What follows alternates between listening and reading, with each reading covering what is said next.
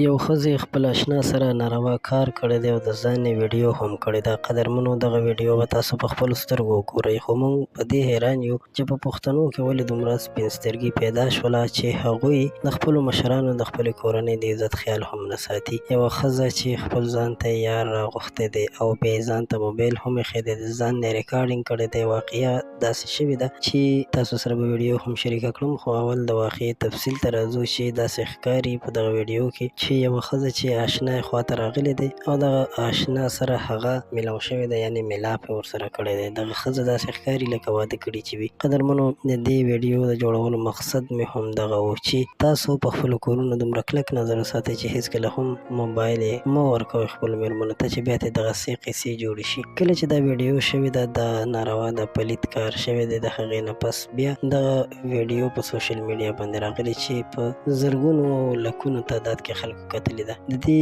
جینۍ او د هلک معلومات به هم شوي وي، یقینا چې دوی ډېر زیات د شرم نه ډک کار کړی دی. د دوی به اوس په کلي کې ځای هم نه وي، دوی به اوس یقینا چې د کلي نه تللي وي او یا به یې سر هم خوړلی وي. داسې خلکو ته پکار دی چې هېڅکله هم د داسې کار کولو جرأت ونه کړي، ځکه چې کوم خلک زنا کوي، بدکاري کوي، نو د هغوی هېڅ مستقبل نه وي. یا خو څوک په دې سر باندې دڼیا کړي او یا داسې کار وشي چې د هغوی نه دا بدلې د هغوی د کورنۍ نه واخیستل شي. ډېر زیات احتیاط وکړئ، د هېچ چا عزت ته په سپکه سترګه مه ګورئ چې سبا ورځ ستاسو عزت ته څوک په سپکه سترګه ونه ګوري. قدرمنو، زموږ د ویډیو شریکولو مقصد دا و چې تاسو هوښیار شئ او تاسو د هغه هر څه نه خبر شئ چې تاسو اوس هم په ناخبره کې پراته یئ. که ستاسو دا ویډیو خوښه شوې وي نو موږ سره خپل نظر ضرور شریک کړئ، او که ویډیو کتل غواړئ نو زموږ پیج ته میسج وکړئ او تاسو د هغه